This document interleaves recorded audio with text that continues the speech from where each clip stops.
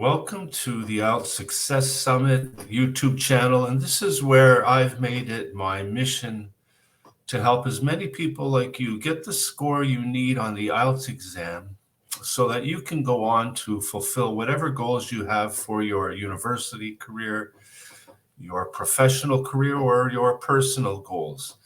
And today I want to talk to you about the five most important things that you should avoid when it comes to your preparation for the IELTS exam. These are 5 mistakes that I see so many candidates making that if you can avoid them, it'll go a long way to helping you have success on the IELTS exam. So let's get started. And the first thing I want to say is when it comes to the IELTS exam and it comes to your English level, don't try to impress with how good your English is. Now, let me explain clearly what I mean by this. The IELTS exam is an honest and fair test of your English language ability, and that's all it is. It's meant to test your proficiency in English. So when you come to the IELTS exam, you want to approach it naturally and you want to show your level of English.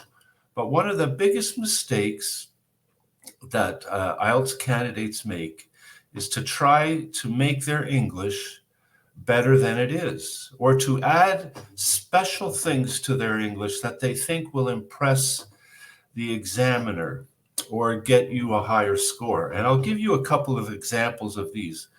For example, one big mistake that I think that IELTS candidates make when it comes to vocabulary is trying to memorize special word lists or an academic word list, words that you think will be very useful in the IELTS exam. And the problem with this is these are not words that you'd use in your daily English speaking, in your daily English communication. And so what happens, these words that you try to insert into your writing or speaking become very unnatural. And yet what happens is you end up not using them correctly. It's far better to stay with words that you're very familiar with and used to using. And this is what will impress the examiner, your ability to communicate and use the English that's natural to you, that comes from your culture and your context, not artificially produced academic word lists or even trying to memorize a specific template for writing an essay. All of these things are very artificial, and while they might look impressive, they will end up doing more damage than good on the IELTS exam. So just improve your English naturally. Make sure your English is at a high enough level. It should be at an advanced or at least a very high intermediate level. And just show your English for what it is. This is what the examiners want to see. There's no way that you're going to impress an examiner or a marker on the IELTS exam with fancy words or complicated templates when it comes to the writing. So keep it natural and show your English for what it really is, and this will help you to do better on the IELTS exam. So don't try to impress. Number 2, when it comes to your preparation for the IELTS exam, and the IELTS exam is not something that you study for. It's something that you practice. And again, this is the reason why I mentioned you can't memorize special vocabulary or specific templates for writing. What you want to do is you want to practice daily, just a few minutes every day, practicing listening questions or reading questions, or forming opinions for your writing task 2, or coming up with practicing with a friend when it comes to your speaking. Don't study and try to memorize again, try to memorize things, memorize topics. You don't have to have any prior knowledge of topics when it comes to the IELTS exam. The IELTS exam topics are very common. They're everyday things that you face in daily life that you'll see on the news. You'll come across in your family life or your employment and your studies. They're common everyday topics, not something that you have to study specific topics and have prior knowledge for. When it comes to preparing for the IELTS exam, think of it as if you were wanting to improve in a sport. If you want to improve in soccer, you don't go out and buy a book and read everything you can about soccer. You just get out and play soccer for a few minutes every day, and this will improve your skills when it comes to soccer. Another example would be if you want to improve your ability to play the piano. Again, you don't study the mechanics of pianos and what pianos are all about. What you do is you sit down at the piano and you play for a few minutes each day.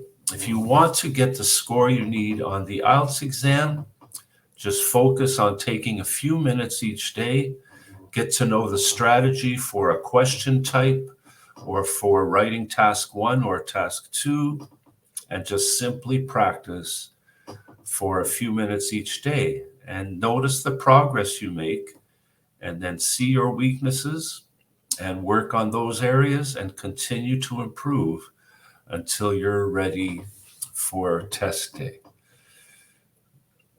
Number 3, what you want to be really careful of is that you don't waste time.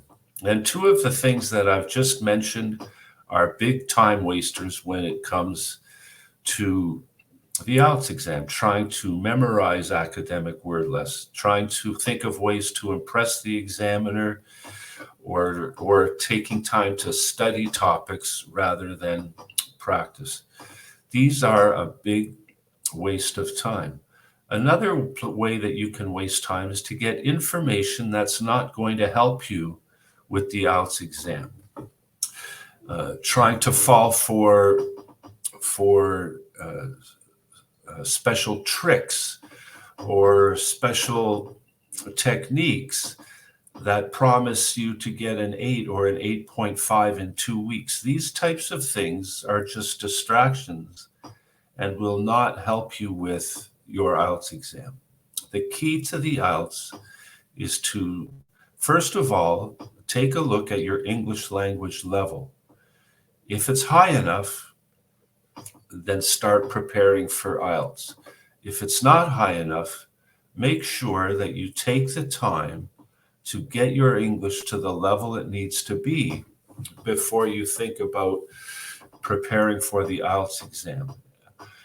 And once your English is at a level where it should be, start preparing for the IELTS exam. The IELTS exam will help you to improve your English a little bit as you prepare for IELTS, but make sure, first of all, that you don't waste time looking for shortcuts or tricks for your IELTS strategy if your English level is not high enough. If it's not, spend the time there before you start preparing for the IELTS exam.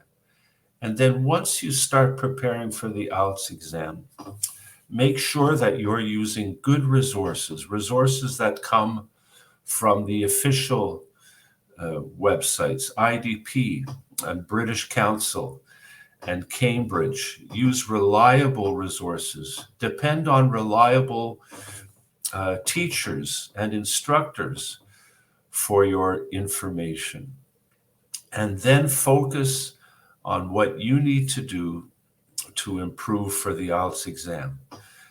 Take time each day to practice and to prepare yourself for the IELTS exam. And I'll just add another little tip here. Don't waste money. Don't waste money on repeating the test over and over again because you didn't prepare carefully the first time. Don't fall for scams that promise you a high score on the IELTS exam without putting in the work that you need to do. Don't fall for paying for leaked questions or certificates without having to sit for the exam. These are all shortcuts. And I want to just say here something about the danger of a shortcut. Usually a shortcut will be the longest way to get to the destination where you want to go. Shortcuts are never shorter. They always end up costing you more time, more energy, and unfortunately, more money. So avoid these shortcuts and don't waste time. Put in the time you need each day with a focused effort on what you need to do, either to improve your English or to improve your skills for the IELTS exam. If you want to know more about strategies and skills that are actually required for each section of the IELTS exam, don't hesitate to subscribe to this YouTube channel.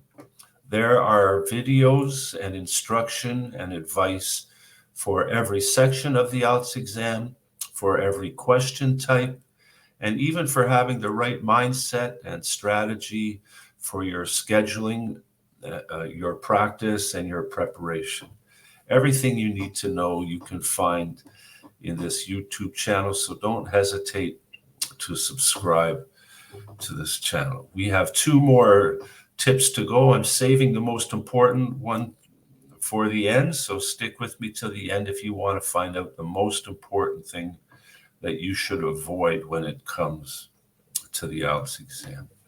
Number 4 is don't forget your task. Overall, your goal and your task is to complete the IELTS exam and get the score you need for the university of your choice, for the career that you may be moving to a new country for, or even for immigration. Your task is to be successful on the IELTS exam. And each section has specific tasks that you need to complete, whether it's writing task 2, where you share your opinion, or writing task 1, where you're just required to report and summarize, or in the speaking section, where you're just simply asked to carry out a natural conversation with the examiner, and the specific question types for the listening and the speaking questions.